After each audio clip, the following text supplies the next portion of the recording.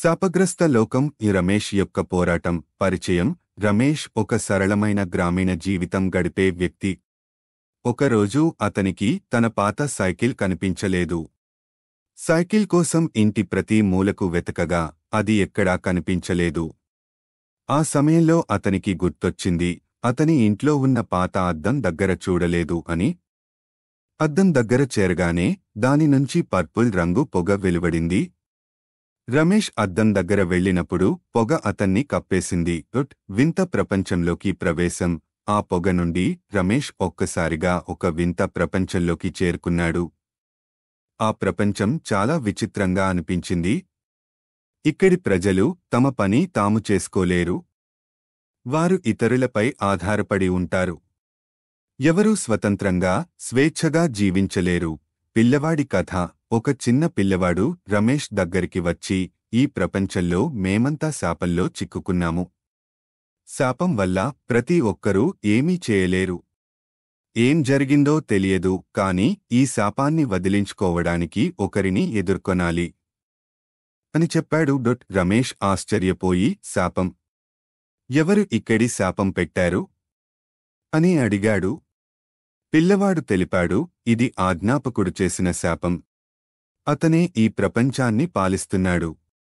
ఆజ్ఞాపకుడి పరిచయం. రమేష్ ఆ పిల్లవాడిని అనుసరిస్తూ శాపం గురించి తెలుసుకున్నాడు.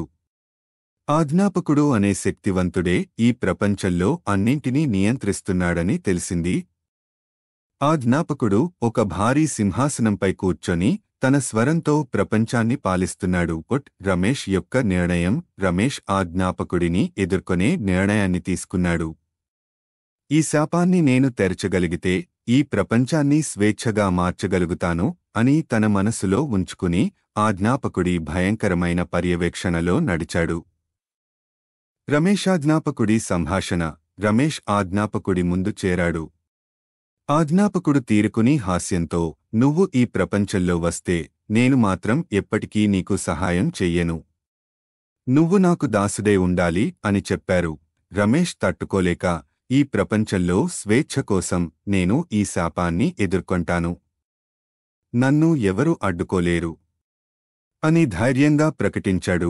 శాపాన్ని నాశనం చేయడం. రమేష్ తన ఆఖరి పోరాటంలో ఆజ్ఞాపకుడిని వ్యతిరేకించి శాపాన్ని నాశనం చేయడానికి ప్రయత్నించాడు. చివరికి అతనికి విజయం సాధించింది. ఆజ్ఞాపకుడు పరాజయం చెందాడు మరియు శాపం విడిచిపెట్టబడింది. శాపం నశించి రమేష్ ఆ ప్రపంచంలోనే స్వేచ్ఛను నిలిపేలా చేసినాడు.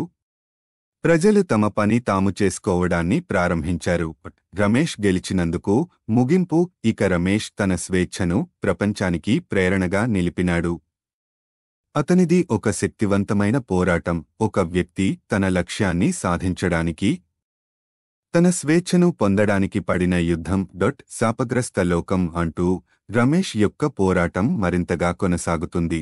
అతని జీవితం స్వేచ్ఛగా మారింది. అతను ఒక నయా ప్రపంచంలోకి అడుగుపెట్టాడు.